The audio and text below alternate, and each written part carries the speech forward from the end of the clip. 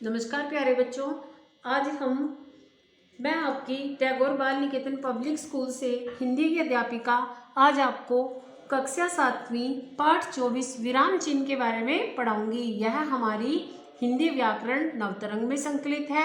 आज हमारा विषय है विराम चिन्ह। विराम चिन्ह क्या है इसके बारे में हम जानते हैं। आइए शुरू करते हैं कि किसे कहते हैं। बोलते समय हमें अपनी बात स्पष्ट करने के लिए बीच बीच में कुछ स्थानों पर रुकना पड़ता है। जब हम अपनी बात बोलते हैं तो हमें कुछ स्थानों पर रुकना पड़ता है। बोलते समय इस प्रकार के रुकने की प्रक्रिया को लिखित भाषा में स्पष्ट करने के लिए कुछ चिन्हों का प्रयोग किया जाता है। इन संकेत चिन्हों को विराम चिन्ह कहते हैं। बेटा जी, जब हम अपनी बात किसी दूसरे को समझाते हैं या हम अपनी बात लिखकर समझाते हैं तो उसे स्पष्ट रूप व्याकरणिक दृष्टि से स्पष्ट रूप देखने के लिए हमें कुछ स्थानों पर ठहराव या रुकाव की आवश्यकता पड़ती है, जिसे हम विराम चिन्ह कहते हैं। आइए जानते हैं विराम चिन्ह किसे कहते हैं। सबसे पहले सुनिए, आपने करना क्या है।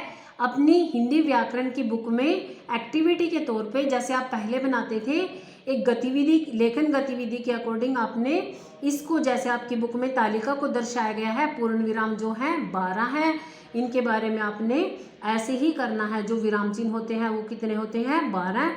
उनके बारे में आपने सुंदर सुंदर कलरफुल या आप ड्राइंग फाइल की जो शीट होती है उसका भी प्रयोग कर सकते हो।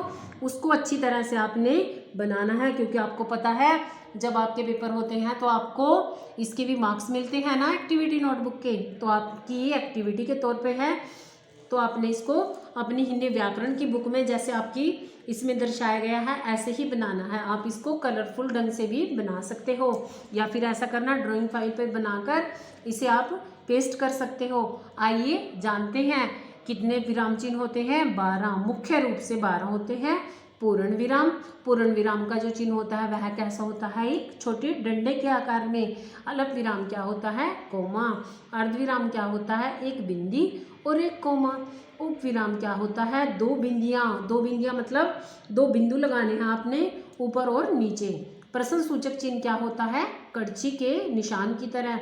विस्मय सूचक, विस्मय सूचक में क्या होता है? डंडा, डंडे के नीचे छोटी सी बिंदी लगा दी जाती है। निर्देशक चिन्ह में क्या होता है? डैश लगाया जाता है।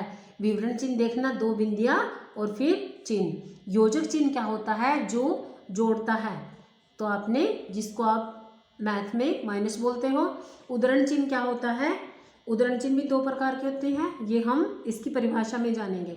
कोष्टक चिन्ह क्या होता है? ब्रैकेट बोलते हो जिसको आप मैथ्स में। लाघव चिन्ह क्या होता है?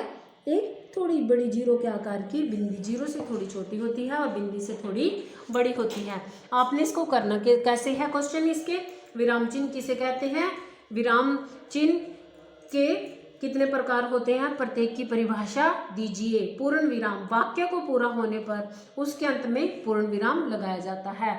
जब हम किसी वाक्य को पूरा करते हैं तो क्या होता है? अंत में, अंत में का मतलब है जब जैसे राम दिल्ली जाता है के बाद आपका वाक्य समाप्त हुआ तब आप इसका प्रयोग करते हो।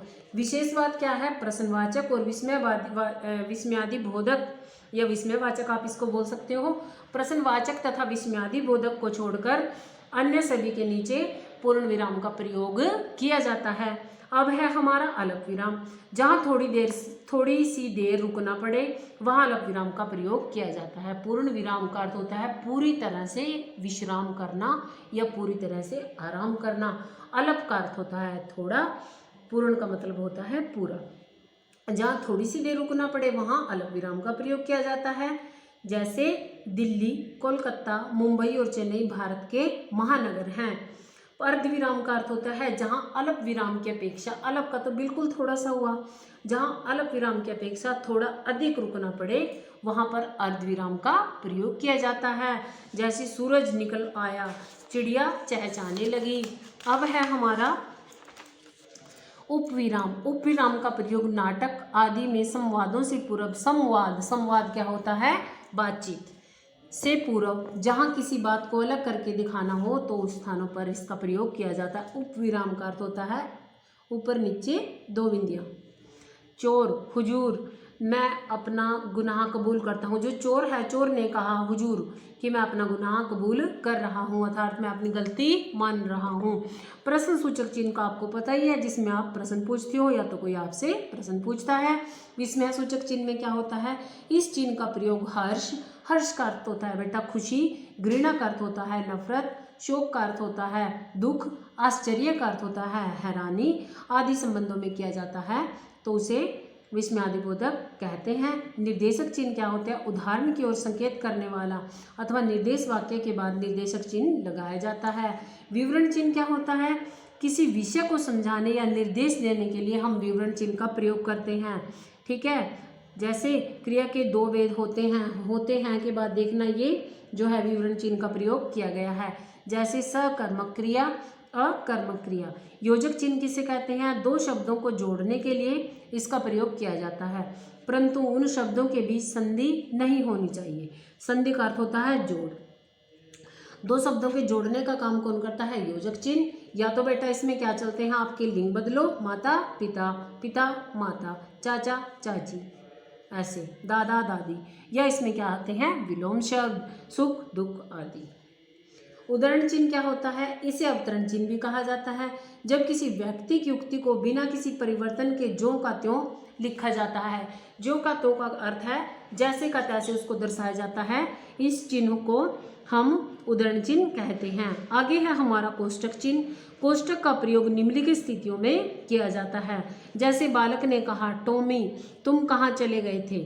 ठीक है, तो बालक ने कहा, जो उसने कहा उसने एज इसको दर्शाया है, जैसे कि तैसे इसको दर्शाया, तो हमने उदाहरण चिन्ह का प्रयोग किया है। उदाहरण चिन्ह दो प्रकार के होते हैं जो आपकी बुक में, हाँ, इकहरे उदाहरण चिन्ह का प्रयोग और दोहरे। जब इकहरे का होता है तो एक बिंदी उधर और एक बिंदी उधर होती है, और जब दोहरे का होता है तो डबल होती है, जैसे इसमें दर्शाई गई है। कोष्टक चिन्ह क्या होता है, कोष्टक का अर्थ होता है ब्रैकेट, क्रम सूचक अंकों या अक्षरों के साथ। कर्म सूचक का अर्थ होता है कर्म के अनुसार, यानी 1 2 3 4 5 6 ABCDEFG ऐसे, तो उसमें क्या होता है कोष्टक चिन्हों का प्रयोग किया जाता है। अब है हमारा लाघव चिन्ह। शब्दों को संक्षिप्त रूप में लिखने के लिए लाघव चिन्ह का प्रयोग किया जाता है। जैसे पंडित के लिए आप प, डॉक्टर के लिए आप ड लिख के ओब्लिक लगाया और उसके पीछे ऐसे कर दिया, तो यह हमारा क्या है। जैसे प्रोफेसर के लिए प्रो, ईस्वी के लिए ई, उत्तर प्रदेश के लिए ऊ। जैसे आप प्रश्न उत्तर के लिए करते हो अपने लिए लगा लीजिए आप, जैसे आप प्रश्न उत्तर के लिए प्राय लिखते हो ना, जीरो लगा देते हो, ओ लिखते हो जीरो लगा लेते हो, इसी प्रकार इसके साथ भी ऐसे ही होता है। अभ्यास मैं नहीं कराऊंगी, अभ्यास आपने खुद करना है, क्योंकि जब तक आप अभ्यास नहीं करोगे तब तक आपको कुछ समझ नहीं आएगा। प्रश्नवाचक वाक्यों के अंत में कौन सा विराम चिन्ह लगाते हैं, आप देखोगे कौन सा लगता है। ठीक है, हमारा इसका आपने क्वेश्चन बनाना है। विराम चिन्हों से आप क्या समझते हैं, इनकी क्या आवश्यकता होती है, ये तो आपका जो डेफिनेशन है उसमें ही आ जाएगा, तो इसको आपने कट कर देना है। यहाँ पे आप लिखोगे विराम चिन्ह से आप क्या समझते हैं, विराम चिन्ह कितने प्रकार के होते हैं, प्रत्येक के बारे में विस्तार पूर्वक बताइए, प्रत्येक की डेफिनेशन, प्रत्येक की परिभाषा और प्रत्येक का आपने एग्जाम्पल यानी कि उदाहरण देना है। घर पर रहें, सुरक्षित रहें। धन्यवाद प्यारे बच्चों।